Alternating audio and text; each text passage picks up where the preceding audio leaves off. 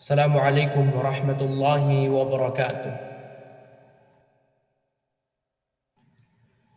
Alhamdulillahi rabbil alamin.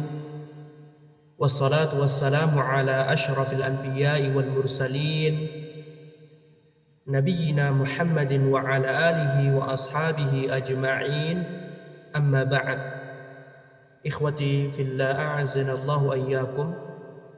Bertemu kembali di kajian akidah hari Selasa 16 Maret 2021, mengkaji kitab Muqarrar Maddah Al-Aqidah karya beberapa ulama yang ahli di bidang akidah. Ikhwat fillah zanallahu wa iyyakum, dengan izin Allah kita telah menyelesaikan jilid pertama dan jilid kedua, dan alhamdulillah pada kesempatan siang hari ini dari kota Madinah kita akan meneruskan pembahasan jilid ketiga berkaitan tentang pelaku dosa besar. Pelaku dosa besar dari kalangan kaum muslimin. Apakah kita mengeluarkan orang-orang yang melakukan dosa besar dari agama Islam atau tidak? Dan apakah kita menvonis para pelaku dosa besar tidak akan pernah masuk surga, atau kita katakan dia akan masuk surga? Ikhwati fillah zanallahu wa iyyakum, pelaku dosa besar dari kalangan kaum muslimin tentunya dia berada di dalam jurang yang berbahaya. Adapun dosa terbagi menjadi dua, dosa besar dan dosa kecil.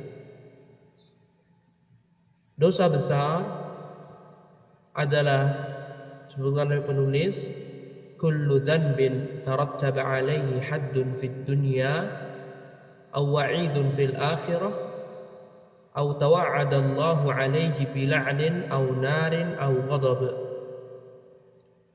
Dosa besar adalah setiap dosa yang akan ada had, hukuman di dunia. Had adalah hukuman yang Allah telah tentukan di Al-Quran. Di antara had contohnya adalah perzinaan. Orang yang berzina yang sudah menikah maka dia dirajam. Bagi yang belum menikah maka dia dicambuk 100 kali.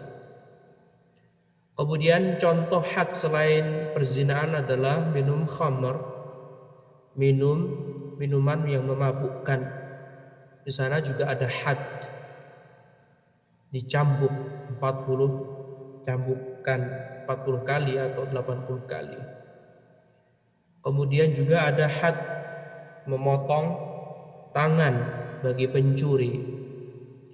Kemudian juga ada had menuduh wanita yang saleh yang menjaga kehormatannya dengan berzina. Kemudian ada juga haddul hirabah dan yang lainnya. Nah, perbuatan tersebut termasuk dosa besar. Kenapa? Perzinaan dosa besar, mencuri dosa besar, menuduh berzina dosa besar, kemudian membunuh sesama muslim itu juga dosa besar. Kenapa disebut dosa besar? Karena barang siapa yang melakukannya maka dia akan dihukum oleh Allah Subhanahu wa taala di dunia. Dan pembahasan had ini di dalam pembahasan ilmu fikih. Nah, atau wa'idun fil akhirah. Jadi setiap dosa yang Allah janjikan ancam di akhirat. Jadi Allah Subhanahu wa taala di Al-Qur'an dan Rasulullah sallallahu alaihi wasallam di dalam hadis yang sahih, Allah dan Rasulnya memberikan ancaman bagi orang-orang melakukan sebuah dosa. Nah, jika Allah dan Rasulnya telah menyebutkan adanya ancaman ini di akhirat, maka dia termasuk dosa besar. Di antaranya adalah durhaka kepada kedua orang tua. Barang siapa yang berdurhaka kepada kedua orang tua, maka dia telah melakukan dosa besar. Kenapa? Karena Rasulullah SAW telah mengancam barang siapa yang berdurhaka kepada kedua orang tua, dia tidak akan masuk surga. Dapat ancaman. Kemudian yang lainnya juga minum khamr, isbal, memanjangkan pakaian di bawah mata kaki bagi laki-laki, itu termasuk dosa besar karena adanya ancaman dari Rasulullah SAW kelak di akhirat. Atau tawa'adallahu alaihi bila'nin aw narin aw ghadab, atau Allah SWT mengancam atau Allah menjanjikan akan adanya laknat, dijauhkan dari keberkahan Allah SWT. Laknat, dilaknat oleh Allah atau dilaknat oleh Rasulullah SAW, atau Allah ancam dengan pelakunya dimasukkan dalam neraka atau Allah membencinya. Ini semuanya termasuk dosa besar. Dalam hadis Rasulullah SAW melaknat laki-laki yang berperilaku seperti perempuan dan sebaliknya. Dan juga dalam Al-Quran Allah Subhanahu Wa Taala janjikan orang-orang kafir, orang-orang yang berbuat zalim akan api neraka, dan Allah juga janjikan orang-orang yang tidak mentaati perintahnya akan dimasukkan ke api neraka dan yang lainnya. Nah, ikhwati fillah azanallahu wa iyyakum, inilah pengertian dosa besar. Ya, inilah pengertian dosa besar. Ya, intinya dosa besar adalah setiap dosa yang pelakunya diancam dijauhkan kenikmatan dari Allah, dimasukkan ke dalam neraka atau dibenci oleh Allah Subhanahu wa taala, Allah murka, atau larangan untuk orang yang melakukannya ketika di akhirat. Atau setiap dosa yang ketika di dunia terdapat had, hukuman, seperti berzina, mencuri, minum khamar, menuduh wanita yang salihah berzina, kemudian mencopet, jambret, dan yang lainnya. Sehingga ikhwati fillah azanallahu wa iyyakum, dosa besar itu sangatlah banyak sekali. Ya, sebagaimana dikatakan oleh penulis, wal kabairu katsirah, dosa-dosa besar sangatlah banyak. Di antaranya yang disebutkan dalam hadis dari sahabat Abu Hurairah radhiyallahu anhu, hadis riwayat Imam Al-Bukhari, hadis sahih. Rasulullah sallallahu alaihi wasallam bersabda, ijtanibus sab'al mubiqat. Qalu wa ma hun? Qala asyirku billah was-sihr wa qatlun nafsi allati harramallahu illa bil haqq wa aklur riba wa aklu malil yatim wa tawalli yawmaz zahf wa qadhful muhsanatil mu'minatil ghafilat. Kata Rasulullah SAW, jauhilah kalian 7 perkara yang membinasakan.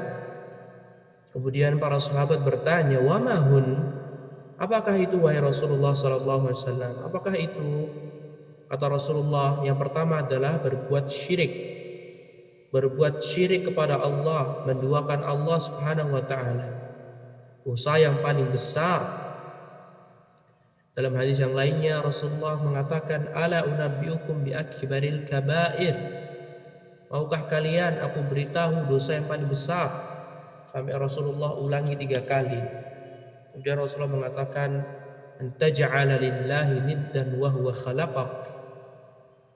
Kalian menjadikan sekutu bagi Allah padahal Allah yang telah menciptakan kalian. Ya, dosa yang paling besar adalah kesyirikan. Ya, ini dosa paling besar, nggak ada ampunannya. Innahu may yusyrik billah faqad harramallahu alaihi jannah. Barang siapa yang telah berbuat syirik, maka Allah Subhanahu wa taala akan haramkan baginya surga. Ya, sehingga perbuatan menyekutukan Allah Subhanahu wa taala, menduakan Allah Subhanahu wa taala, baik sesama manusia maupun benda mati, ini semuanya dilarang, dilarang. Kemudian yang kedua adalah as-sihr, sihir. Ya, berbuat sihir, mempelajari ilmu sihir, mengajarkan sihir, mengamalkan sihir, ini merupakan dosa besar. Ya. Kemudian wa qatlun nafsi allati harramallahu illa bil haqq, membunuh seorang yang Allah Subhanahu wa taala larang dalam membunuhnya. Jadi Allah Subhanahu wa taala melarang satu sama lain saling memerangi, saling berbunuh-bunuhan, dilarang. Barang siapa yang membunuh saudaranya dari jalan yang tidak dibenarkan oleh Allah, maka dia telah melakukan dosa besar. Adapun jika membunuh orang lain dengan jalan diperintahkan oleh Allah, seperti mengqisas, seorang membunuh saudaranya dengan sengaja, kemudian al-guju, membunuh, memenggal leher orang yang membunuh, maka di sini boleh dan dia tidak melakukan dosa besar. Nah, kemudian wa akilur riba, dan memakan riba. Memakan riba termasuk dosa besar. Memakan riba, Allah Subhanahu wa taala melaknat, Rasulullah juga melaknat orang yang bermuamalah dengan riba. Ya, alangkah banyaknya sekarang ini kita saksikan kaum muslimin yang mereka masih sholat 5 waktu, tetapi masih bermuamalah praktek ribawi. Kenapa? Karena buntu. Ya, mungkin tawakalnya kepada Allah kurang. Akhirnya dia merasa satu-satunya cara yaitu meminjam uang dari tempat ribawi. Nah, Allah Subhanahu wa taala melaknat praktek riba, yang menulis dilaknat, yang semuanya maka berbahayanya riba ini. Dan Allah sama sekali tidak akan pernah memberikan keberkahan siapapun yang bermuamalah dengan praktek riba. Bahkan ketika Rasulullah SAW Isra Mi'raj, Allah memperlihatkan Rasulullah dosa pelaku orang yang melakukan praktek riba. Maka barang siapa yang sampai detik ini masih bermuamalah dengan riba, maka hendaklah bertobat kepada Allah Subhanahu wa taala. Jangan sampai mengulanginya.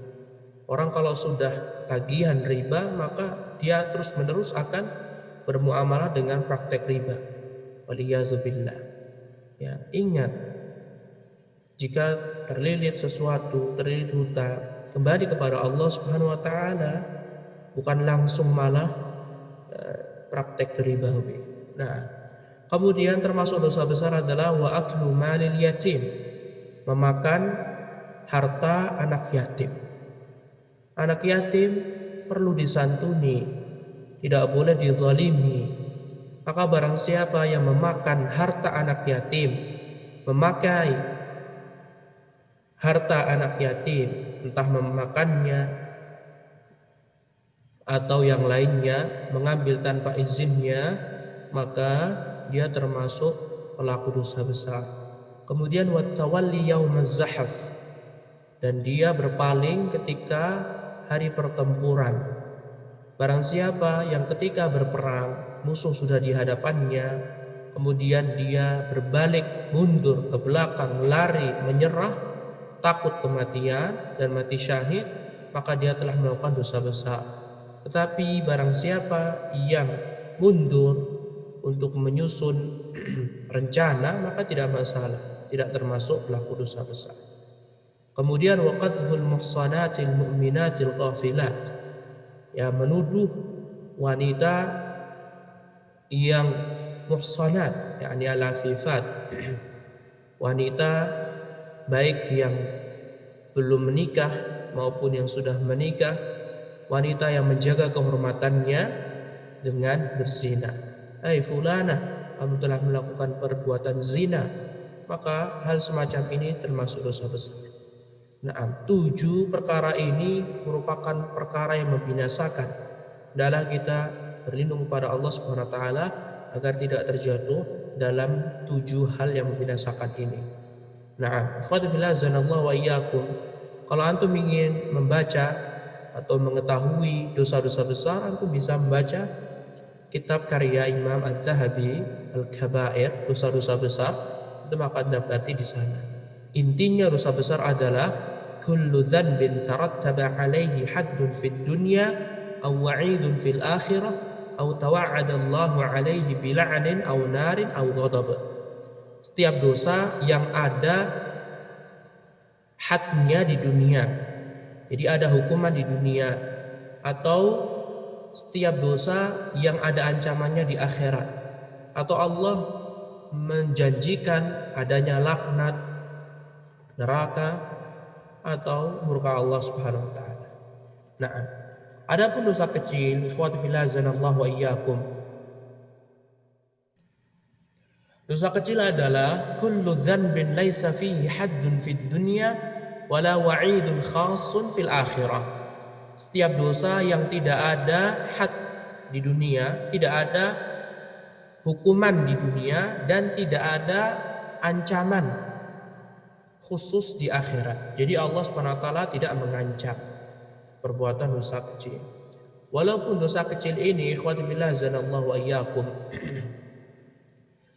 tidak akan mengharamkan kita masuk surga, maka seorang muslim harus berusaha semaksimal mungkin menjauhi dosa-dosa kecil. Nah, ikhwati fillah azanallahu wa iyyakum.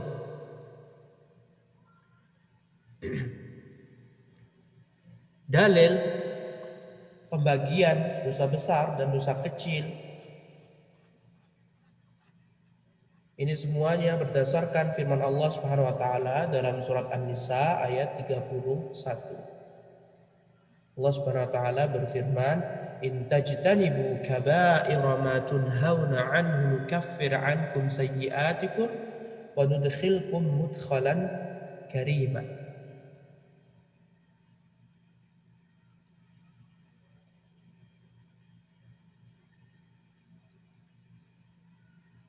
In tajtanibu, jika kalian menjauhi, kaba'ira ma tunhauna 'an,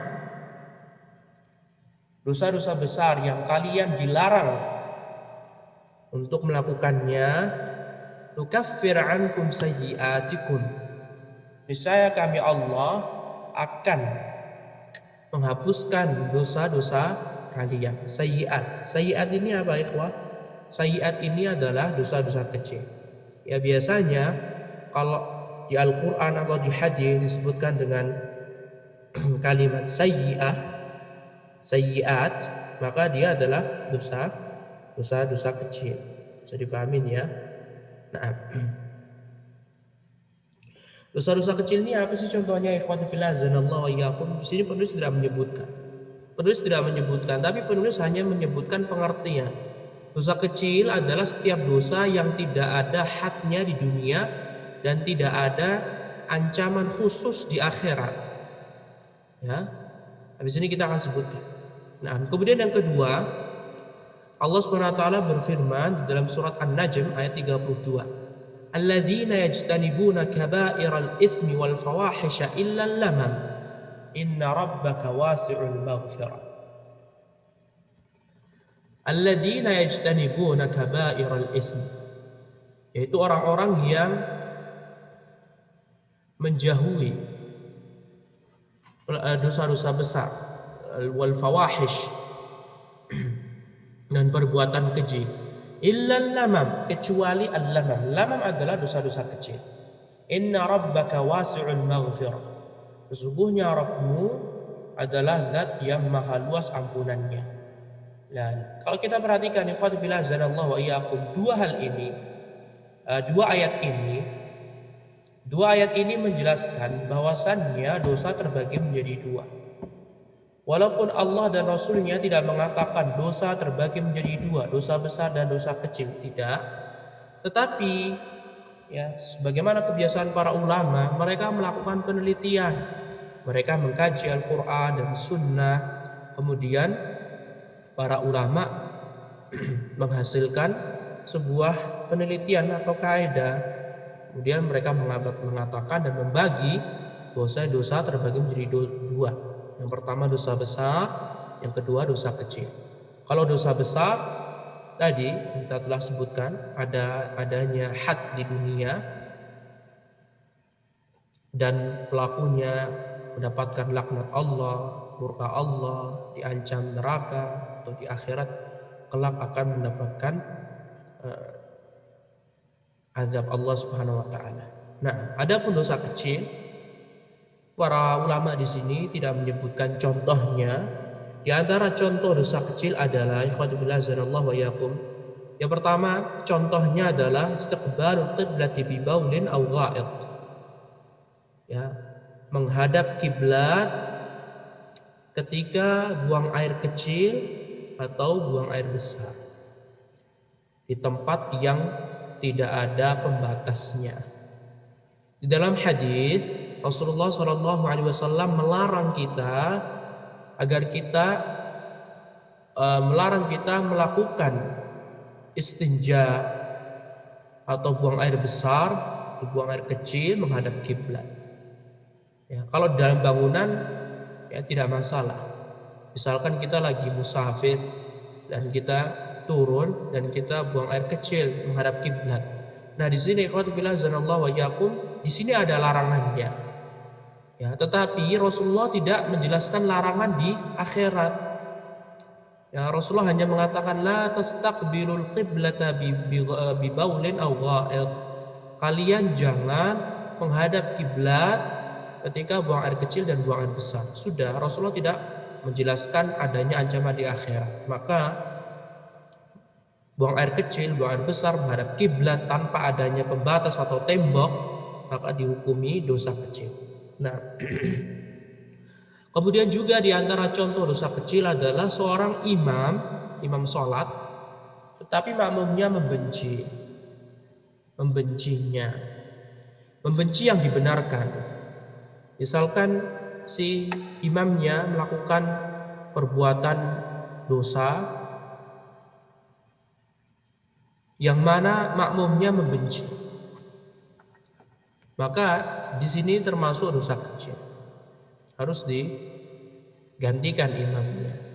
Nah, dan ini ada hadisnya.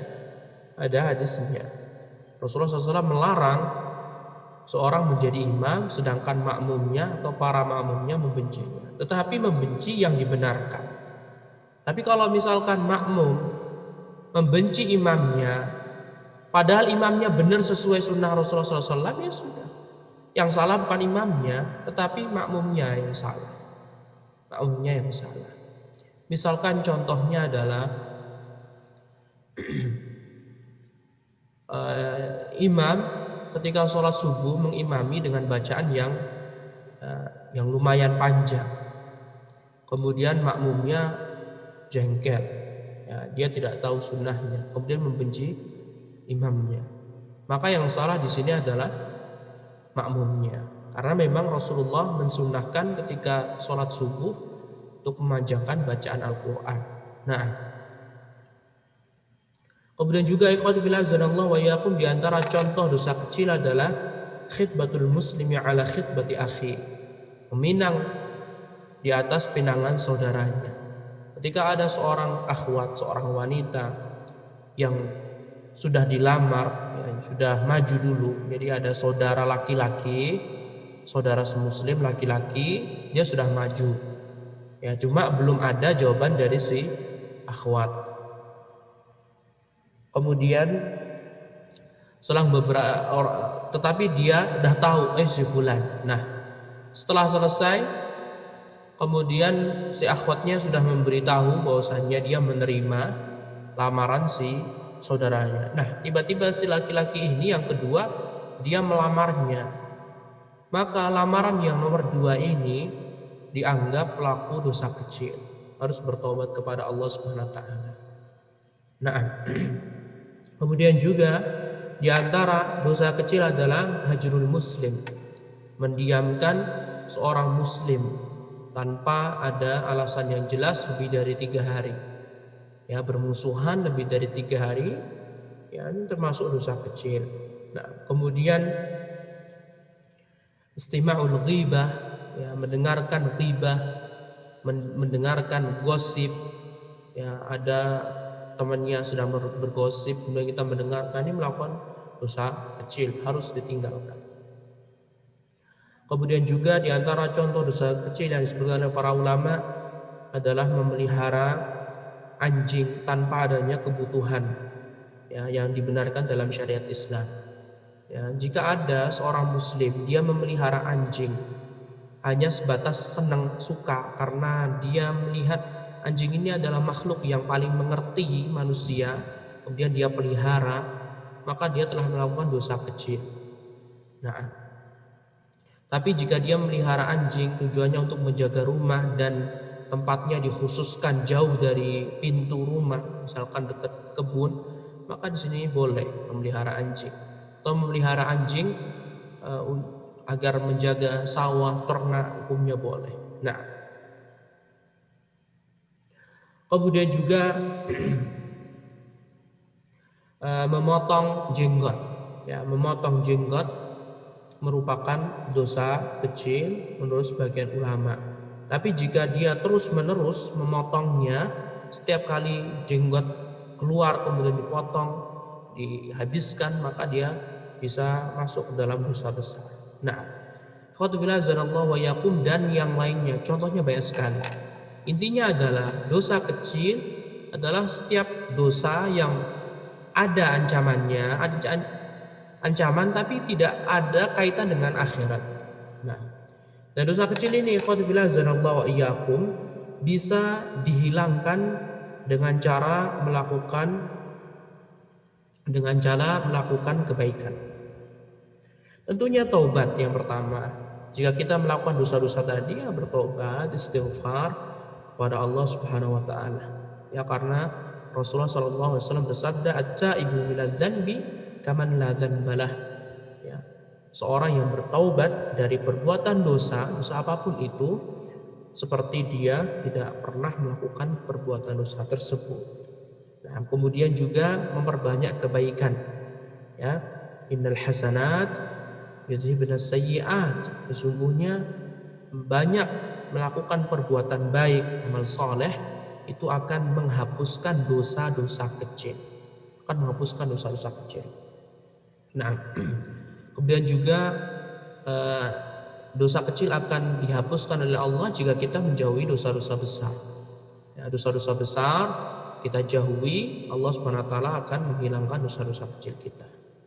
Nah, kemudian diantara juga berpuasa Ramadan, ya, berpuasa Ramadan, kemudian sholat tarawih itu akan menghilangkan dosa-dosa kecil. Ya, sebagaimana hadis yang sangat masyhur, "Man shoma Ramadhana imanan wa ihtisaban ghufira lahu ma taqaddama min dzanbih." Ya, barang siapa yang berpuasa Ramadan dalam keadaan beriman dan mengharapkan pahala oleh Allah Subhanahu wa taala, ghufira lahu ma taqaddama min dzanbih.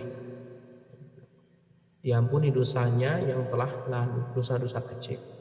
Adapun dosa besar, Allah Subhanahu wa taala tidak akan pernah mengampuninya di dunia, ya, atau semuanya kembali kepada Allah Subhanahu wa taala ketika di akhirat. Ya, dosa besar, orang yang melakukan dosa besar bahaya. Ya, orang yang melakukan dosa besar, dia berada di dalam jurang yang sangat berbahaya, harus waspada. Ya. Walaupun dalam akidah Ahlussunnah di akhirat semuanya tergantung masya Allah Subhanahu wa taala. Jika Allah berkehendak, Allah akan masukkan ke surga. Jika Allah berkehendak pelaku dosa besar, Allah masukkan ke dalam neraka. Nah, tetapi harus waspada, lebih baik menjauhi dosa-dosa besar daripada harus ada kemungkinan masuk dalam neraka. Nah, Inilah ikhwan fillah azanallahu wa iyyakum berkaitan tentang dosa besar dan dosa kecil.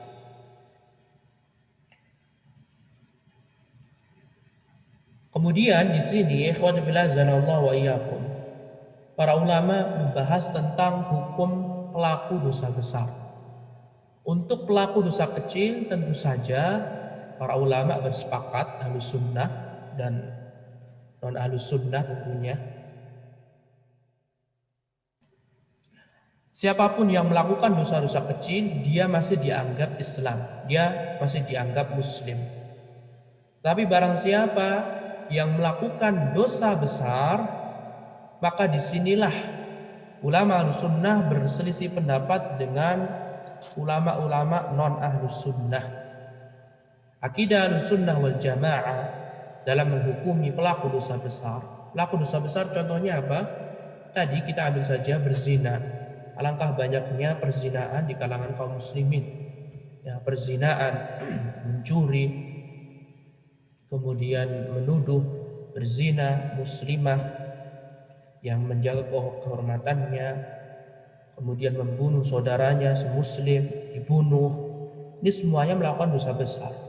Akidah Ahlussunnah wal Jamaah, barang siapa melakukan dosa besar, dia dianggap seorang mukmin yang imannya berkurang, atau dia beriman dengan keimanannya dan dia telah melakukan dosa besar. Dia fasik lantaran dia telah melakukan dosa besar. Dan dia disebut dengan fasik asi. Orang yang melakukan dosa besar, orang yang fasik, orang yang bermaksiat kepada Allah SWT. Jadi yang pertama, kata Ahlussunnah wal Jamaah, barang siapa melakukan dosa besar, dia tidak keluar dari agama Islam di dunia ya. Kita berbicara di dunia dulu. Dia dihukumi Muslim, walaupun dia berzina berkali-kali, walaupun dia minum khamr berkali-kali, ya, selama dia mengucapkan syahadat, rukun Islam dan yang lainnya, konsekuensi dua kalimat syahadat dia tunaikan, dan dia hanya melakukan dosa-dosa besar tadi, menurut Ahlussunnah dia masih Muslim, tetapi imannya berkurang. Karena dalam keyakinan Ahlussunnah wal Jamaah, iman seseorang akan bertambah, akan berkurang. Bertambah dengan adanya ketaatan kepada Allah Subhanahu wa taala dan berkurang dengan adanya kemaksiatan kepada Allah Subhanahu wa taala. Nah, itu ketika di dunia masih Islam. Jadi kalau ada tetangga kita yang dia Muslim, nah selama hidupnya dia telah melakukan perzinaan atau mencuri, kemudian dia meninggal dunia, ya sudah, kita sholati dia karena kita anggap dia masih Muslim. Nah, kemudian yang kedua, ketika di akhirat, menurut keyakinan Ahlussunnah wal Jamaah, orang yang melakukan dosa besar, mereka semuanya tidak kekal dalam neraka, kalaupun mereka masuk dalam neraka. Ya. Dan itu semuanya tergantung dengan Allah Subhanahu wa taala. Kalau Allah Subhanahu wa taala mau mengampuni orang-orang melakukan dosa besar tadi, Allah langsung masukkan ke dalam surga. Jika Allah mau, Allah azab dulu. Ya.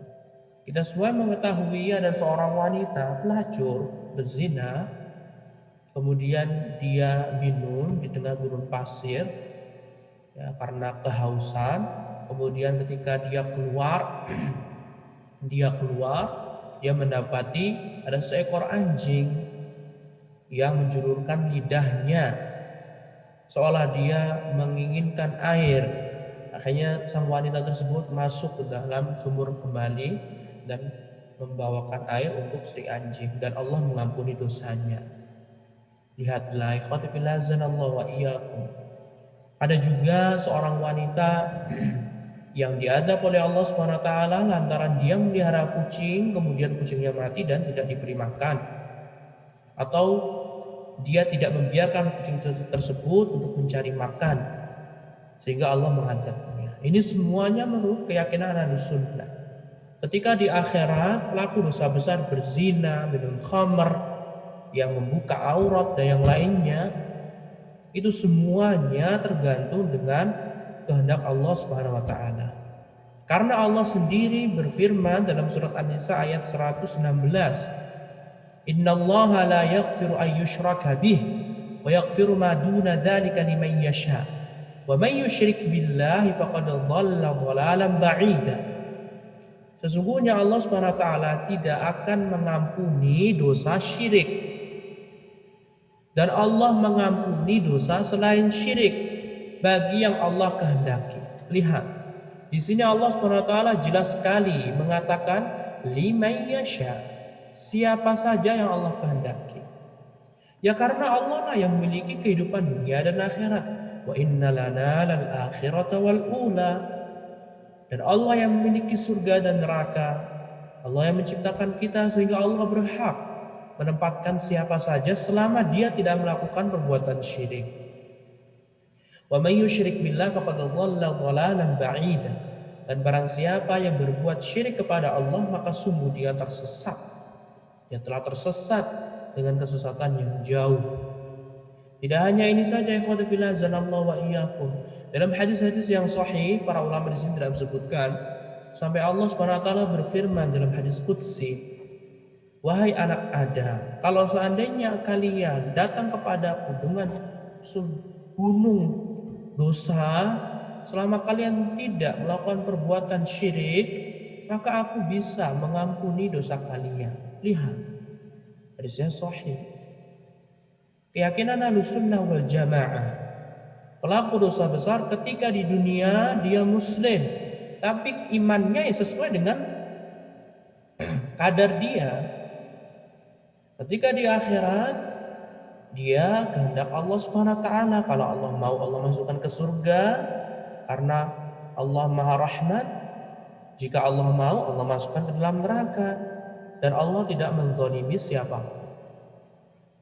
Nah, sehingga ikhwati fillah azanallahu wa iyyakum, Ahlussunnah tidak mengkafirkan, tidak menvonis kafir pelaku dosa besar. Dan Ahlussunnah mereka tidak mengeluarkan pelaku dosa besar. Lain halnya kelompok-kelompok sesat seperti orang-orang Al-Khawarij dan orang-orang Mu'tazilah. Orang Khawarij mereka mengatakan semua pelaku dosa besar dia kafir di dunia. Ketika di akhirat dia akan masuk ke neraka dan kekal di dalam neraka. Lihatlah, itu keyakinan yang keliru. Masa seorang yang mengucapkan kalimat syahadat, kemudian dia melaksanakan sholat, rukun Islam, rukun iman dia tunaikan semuanya, cuma lantaran mencuri misalkan uang 1 juta, langsung dianggap fulan kafir. Padahal dia mencuri dalam keadaan terpaksa. Lihat, ini pemikiran yang keliru. Pelaku dosa besar di dunia menurut orang-orang Khawarij adalah orang-orang kafir. Dah langsung mereka vonis satu kafir. Ini semuanya kafir. Padahal belum tentu mereka tahu ilmu. Bisa jadi kalangan orang Khawarij mereka nggak tahu ilmu, kemudian dia melakukan perbuatan dosa dan ternyata dosa tersebut adalah dosa besar. Dia mengatakan fulan kafir, ternyata dirinya kafir. Tapi ini semuanya ikhwati fillah azanallahu wa iyyakum menunjukkan ya penyimpangan mereka. Ya karena Allah sendiri, Allah dan Rasulnya menjelaskan pelaku dosa besar dia masih muslim ketika di dunia. Untuk perkara keimanan naik dan turun kita sudah jelaskan di kajian jilid 1. Itu bisa cek di sana. Nah itu ketika dunia kafir. Nah orang Khawarij mengatakan pelaku dosa besar kalau udah hari kiamat, udah di akhirat, mereka katakan orang yang melakukan dosa besar dia kekal dalam neraka, nggak akan pernah keluar sama sekali, nggak akan bisa masuk surga. Maka siapapun wanita yang tidak berjilbab kafir dan dia masuk ke dalam neraka, nggak akan pernah masuk surga. Siapapun dari kalangan laki-laki yang mencuri ya, wanita perempuan laki-laki yang berzina, ada ini dan itu, melakukan dosa besar, dia kafir. Di akhirat gak akan masuk surga, gak akan pernah masuk surga. Itu kata mereka. Nah, kemudian ikhwan fillah azanallahu wa iyyakum, kelompok yang berikutnya yang sesat adalah kelompok Mu'tazilah. Ya, kelompok Khawarij dulu kita pernah sebutkan, kelompok khusus ya tentang taksis mereka. Adapun Mu'tazilah, kelompok Mu'tazilah mereka menyimpang. Ya, mereka mengatakan pelaku dosa besar ketika di dunia tidak muslim, tidak kafir. Mereka mengistilahkan dengan manzilatun bainal manzilatain, berada di sebuah tempat antara dua tempat. Ya, mereka mengatakan orang yang berzina dia tidak muslim, dia tidak kafir. Jadi orang kalau meninggal dunia, ya, dia mencuri, pernah mencuri, ya dia tidak menyolatkan menurut Mu'tazilah. Ya, tidak muslim, tidak kafir. Nah, itu ketika di dunia.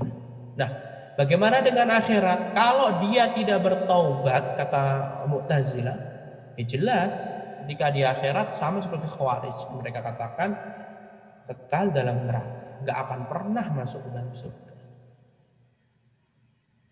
Bisa difahami ya, Mu'tazilah di dunia dia tidak muslim, dia tidak kafir.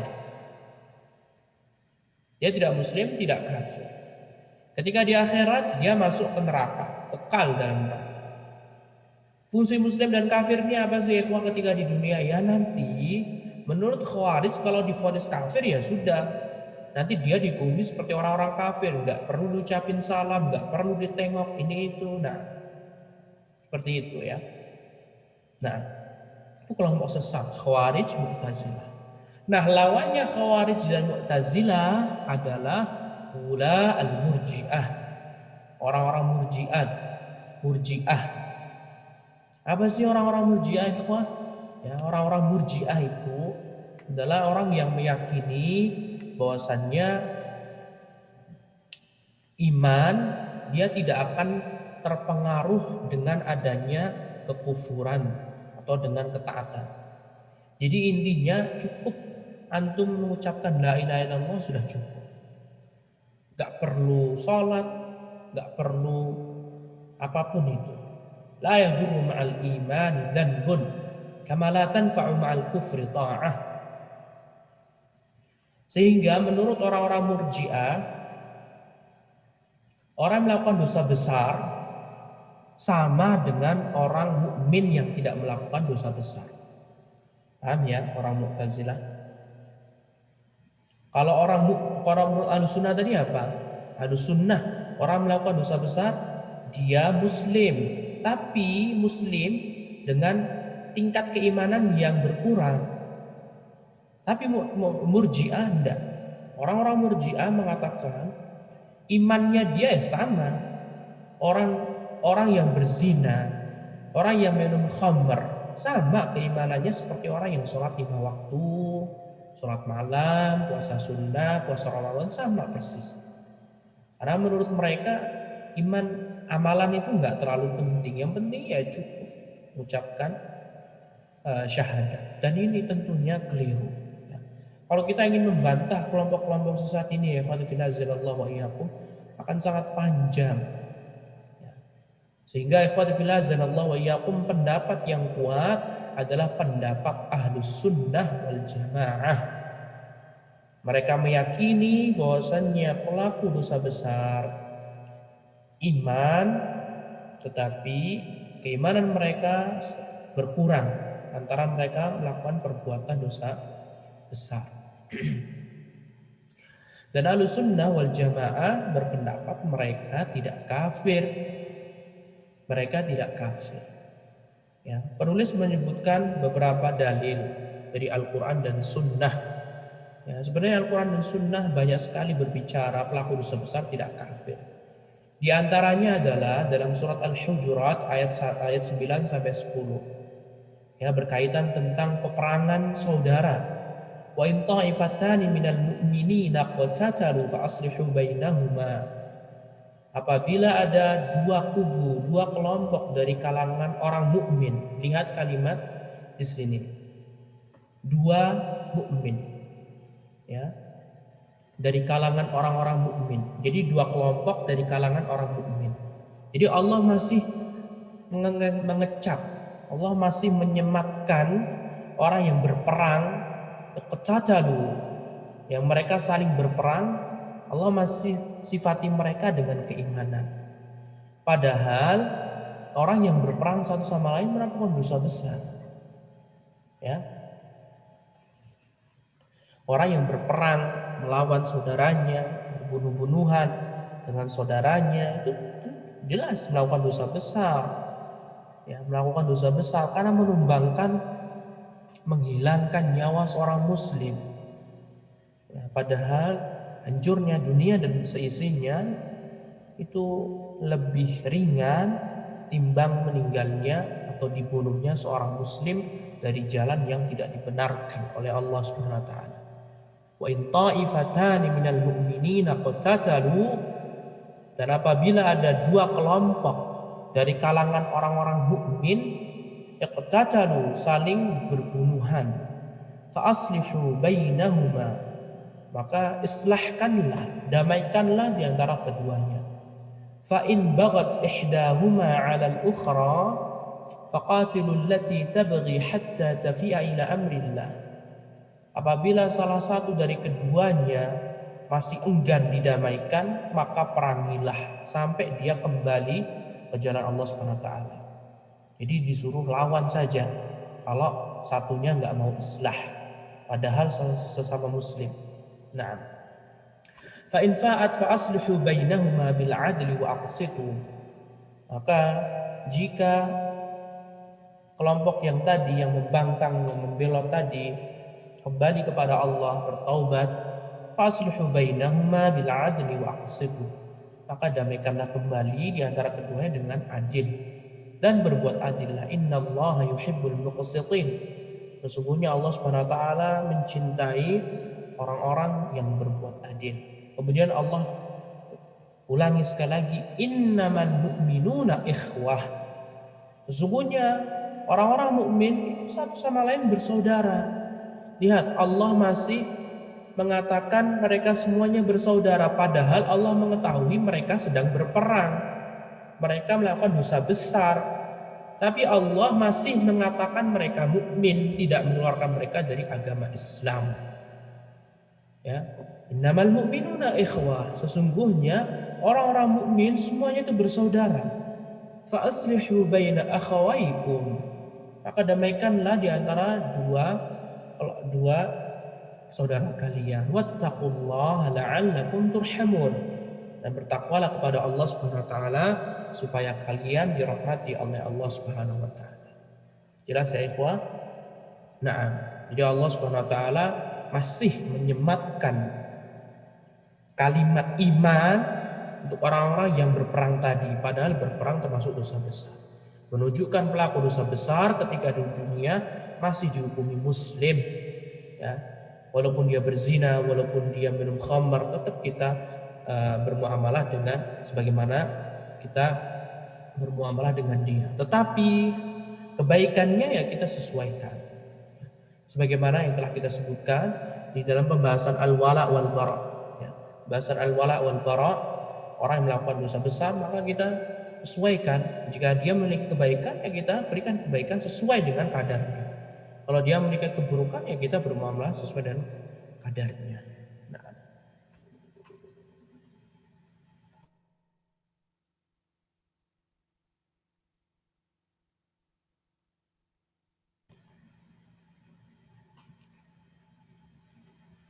Nah, adapun hadis, adapun dalil dari hadis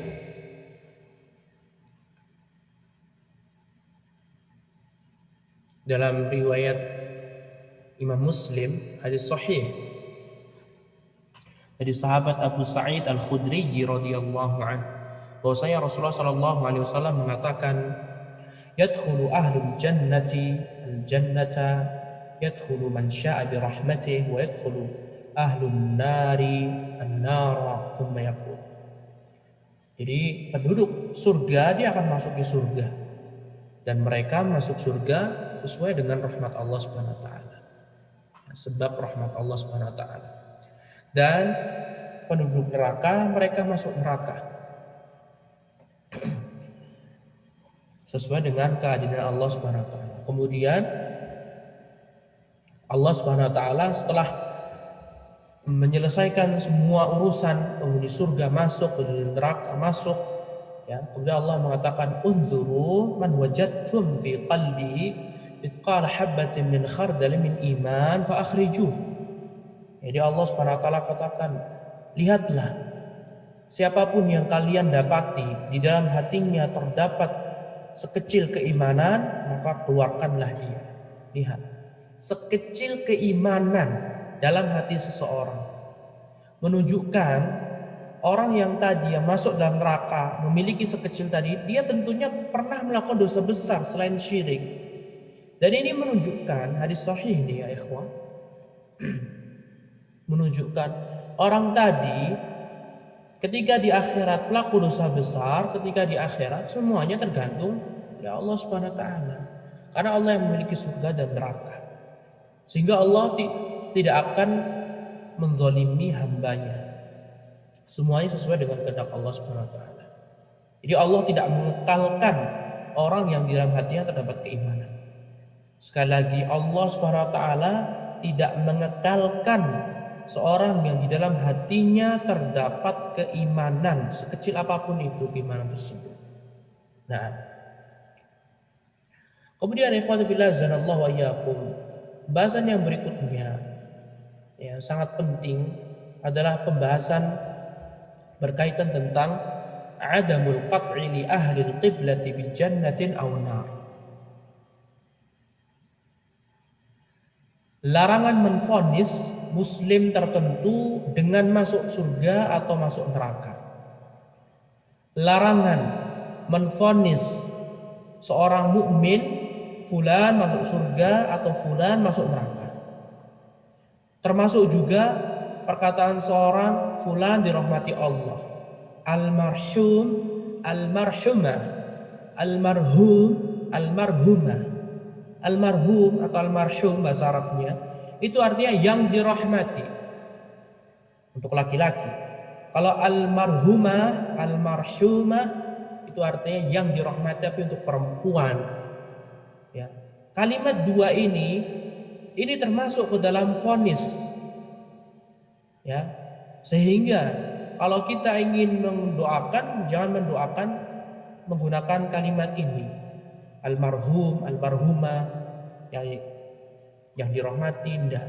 Tapi doakan dengan rahimahullah, ya, rahimahullah, semoga Allah merahmati. Nah, harus dijauhi. Takutnya, walaupun dalam niat antum mendoakan, tetapi harus dijauhi kalimat-kalimat seperti ini.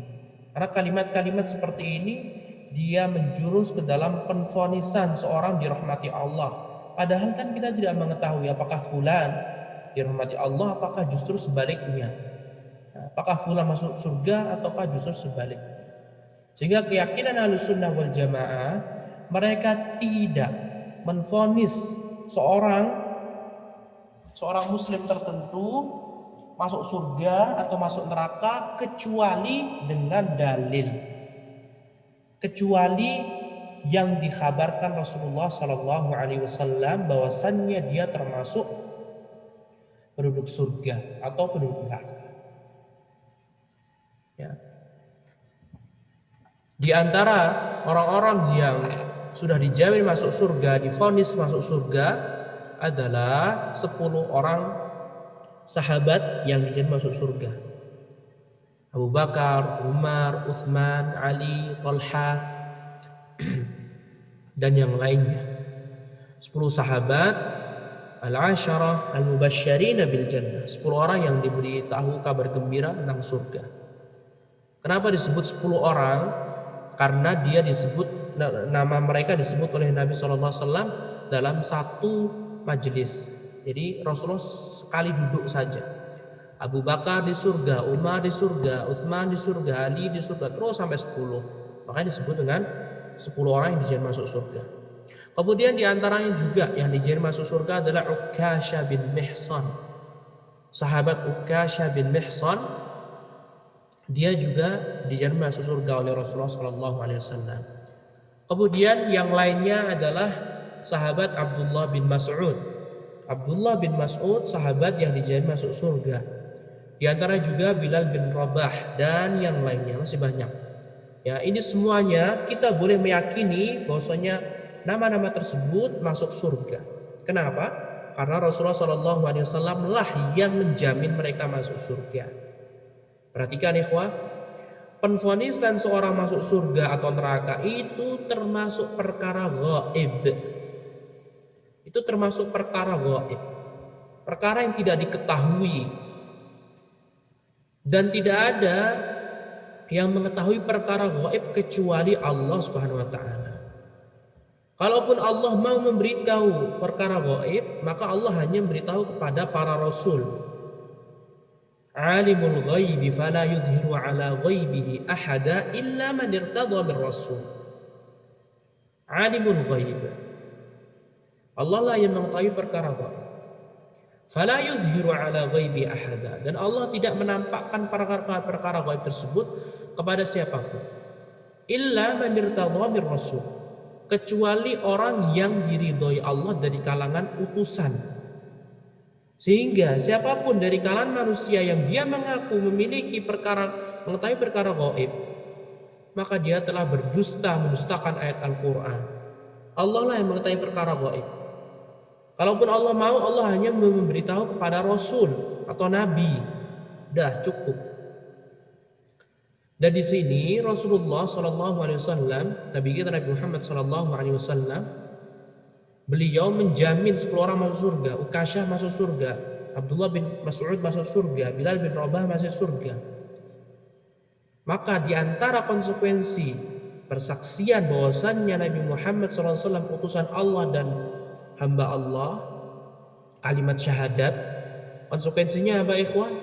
Tasdiquhu fima akhbar, membenarkan apa yang dikabarkan Rasulullah SAW. Di antara konsekuensi kalimat syahadat adalah tasdiq fima akhbar Nabi SAW, membenarkan apa yang diberitakan oleh Nabi SAW. Nah, dan untuk para sahabat kita yakini semua sahabat secara garis besar semua sahabat masuk surga. Ya, semua sahabat diridhoi oleh Allah Subhanahu wa taala. Tetapi untuk perorangan kita tidak boleh mengatakan fulan masuk surga, fulan masuk surga, fulan masuk surga kecuali dengan izin, kecuali apa yang telah dijelaskan oleh Rasulullah SAW. Begitu juga dengan orang kafir. Orang yang mendustakan Nabi SAW ketika Nabi diutus sangatlah banyak sekali. Tetapi tidak semua orang kafir yang mendustakan Nabi Muhammad yang kita tahu nama-nama mereka kita vonis masuk ke neraka. Tidak boleh. Orang-orang yang divonis masuk neraka oleh Rasulullah, boleh kita menvonis mereka masuk neraka. Seperti Abu Jahal, Abu Lahab, ya Utbah bin Rabi'ah, Al-Walid bin Mughirah. Itu semuanya orang-orang kafir Quraisy yang dijamin masuk neraka. Kalau Rasulullah mengatakan orang-orang tersebut masuk neraka, ya sudah kita katakan orang tersebut masuk neraka. Tetapi jika mereka tidak divonis Rasul masuk neraka, Rasulullah hanya mengatakan seluruh orang-orang yang mendustakan Allah masuk neraka, ya, maka kita juga tidak boleh. Karena kita tidak mengetahui 100% kehidupan orang kafir tertentu di kalangan orang-orang Quraisy zaman dahulu. Jadi fahamin, misalkan ada ribuan orang Quraisy, kafir Quraisy, mereka mendustakan Nabi SAW. Ya, tetapi yang dijamin masuk neraka hanya beberapa orang oleh Nabi SAW. Adapun yang lainnya Rasulullah tidak memberitahu kepada kita. Nah, ketika kita mengetahui Rasulullah diam dan tidak memberitahu, ya sudah cukup. Walau misalkan ketika kita baca sejarah atau buku sirah Nabi SAW, kita membaca ini orang kafir, tapi Rasulullah tidak menjamin dia masuk neraka. Tidak ada hadis yang menjelaskan dia masuk neraka. Sudah cukup, diam kita. Gak perlu kita mengatakan fulan ini ya dia masuk neraka karena dia kafir Quraisy. Ya, stop. Karena bisa orang tadi yang kafir tadi, dia tadi hidup, kita tidak tahu berapa lama dia hidup. Dan terkadang buku sirah tidak menjelaskan secara keseluruhan, terlebih orang-orang yang tidak terkenal dari kalangan musyrikin Quraisy. Sehingga lebih baik kita diam. Dan ini akidah Ahlussunnah wal Jamaah. Di antara disebutkan oleh Syekh bin Baz dan Syekh Utsaimin. Tak perlu kita menvonis orang-orang kafir yang tidak dijamin masuk neraka, ya sudah, diam. Nah, tapi siapapun yang dijamin masuk neraka oleh Rasulullah SAW, ya sudah kita katakan. Karena itu termasuk konsekuensi dua kalimat syahadat. Nah, sehingga di sini ikhwan fillah wa iyyakum, penulis memberikan satu paragraf panjang berkaitan tentang menvonis seorang masuk surga atau neraka, perorangan. Ya, perorangan. Kata penulis, wa amma syakhsul muayyan, adapun perorangan orang tertentu, fa innana natawaqqafu fihi wa nakilu amrahu ila Allah. Fala nashhad lahu bi jannatin aw nar. Fa innana natawaqqafu fihi. Adapun perorangan, kita harus berhenti. Kita harus diam dan kita serahkan urusannya kepada Allah Subhanahu wa taala. Kita tidak menvonis dia masuk surga atau dia menvonis masuk neraka. Li'anna al-bawatin wal khawatim la ya'lamuha illa Allah. Karena sesungguhnya perkara hati yang tidak nampak, urusan di akhir hayat, tidak ada yang mengetahuinya kecuali Allah Subhanahu wa taala. Wa ma mata 'alaihi al-'abdu la yattali'u 'al ahadun 'alaihi. Kematian seorang pun di akhir hayatnya tidak ada yang mengetahui kecuali Allah Subhanahu wa taala. Sehingga stop kita mengatakan menvonis fulan masuk neraka, fulan masuk surga. Stop. Bahkan ada hadis yang menjelaskan sahabat dia berperang sampai akhirnya dia mati syahid. Berperang sampai dia mati syahid. Kemudian orang-orang pun mengatakan fulan mati syahid, fulan mati syahid, fulan mati syahid.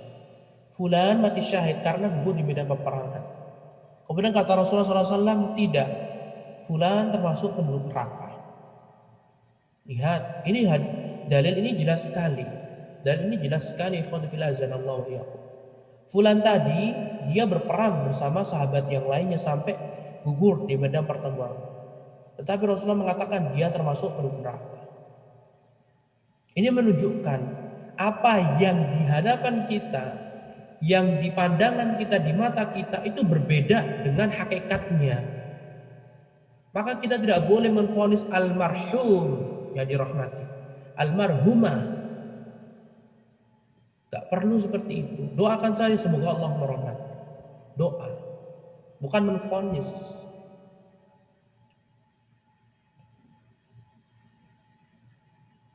Rasulullah mengatakan tidak, fulan masuk neraka.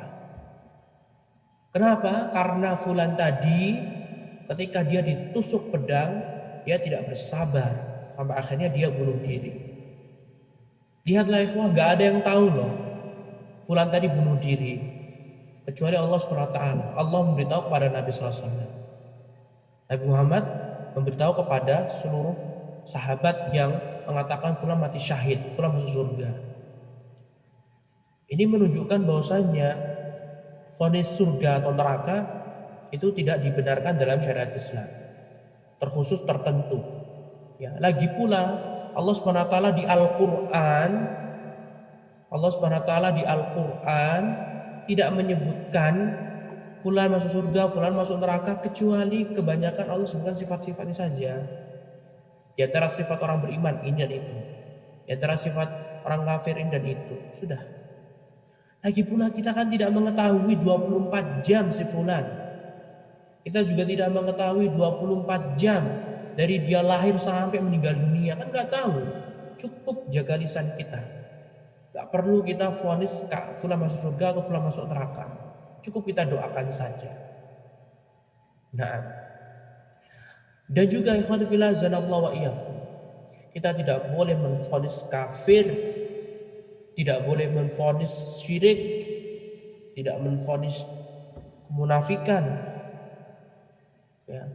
Dan ini semuanya sudah berlalu penjelasannya. Intinya kita hanya sebatas menghukumi fulan dan fulan secara zahirnya saja. Adapun hal yang tersembunyi kita serahkan kepada Allah SWT. Dan ini pembahasan sudah kita jelaskan karena Allah jelas sekali mengatakan wala taqfu ma laysa laka bihi 'ilm inna as-sam'a wal basara wal fu'ada kullu ulaika kana 'anhu mas'ula. Ya. Janganlah kamu berbicara tanpa ilmu, karena sesungguhnya pendengaran, penglihatan, hati semuanya akan dimintai pertanggungjawaban oleh Allah Subhanahu wa taala. Dan juga Allah Subhanahu wa taala menjauhi kita prasangka yang buruk. Ya ayyuhalladzina amanu, wahai orang-orang beriman, ijtanibu katsiran minadh-dhann. Jauhilah kalian kebanyakan prasangka. Inna ba'dadh-dhanni itsm. Sesungguhnya sebagian prasangka termasuk dosa. Surat Al-Hujurat ayat 12. Dalam hadis riwayat Imam Muslim, Rasulullah SAW bersabda, "Iyyakum wadh-dhanna fa inna dhanna akdzabul hadits." Ya, jauhilah kalian perkara dhann, perkara buruk sangka, karena sesungguhnya buruk sangka termasuk perkataan yang paling dusta. Lihatlah ikhwan fillah zanallahu wa iyyakum, dalil-dalil ini semuanya mengisyaratkan bahwasannya kewajiban kita adalah secara zahir yang nampak. Adapun sesuatu yang tidak nampak semuanya dikembalikan kepada Allah dan Rasulnya ketika hidup ya. Setelah Rasulullah meninggal dunia kita kembalikan kepada Allah Azza wa Jalla saja. Karena Allah lah yang mengetahui perkara zahir. Stop mengatakan fulan masuk surga, stop mengatakan fulan masuk neraka, stop mengatakan fulan kafir, stop mengatakan fulan musyrik, stop mengatakan fulan munafik, stop menfonis, jaga lisan kita. Nah, khotfillah zanallahu wa iyyakum, dengan ini alhamdulillah kita telah menyelesaikan pembahasan hukum pelaku dosa besar. Intinya adalah dosa terbagi menjadi dua, dosa besar dan dosa kecil. Ada dosa kecil dia bisa dihilangkan dengan memperbanyak amal saleh, menjauhi dosa-dosa besar.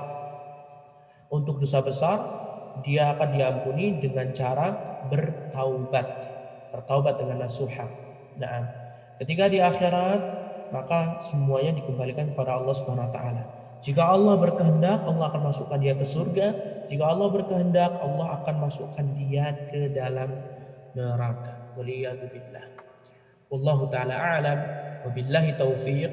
Wa sallallahu wasallama ala nabiyyina Muhammad wa ala alihi wa sahbihi wa sallama tasliman katsiran.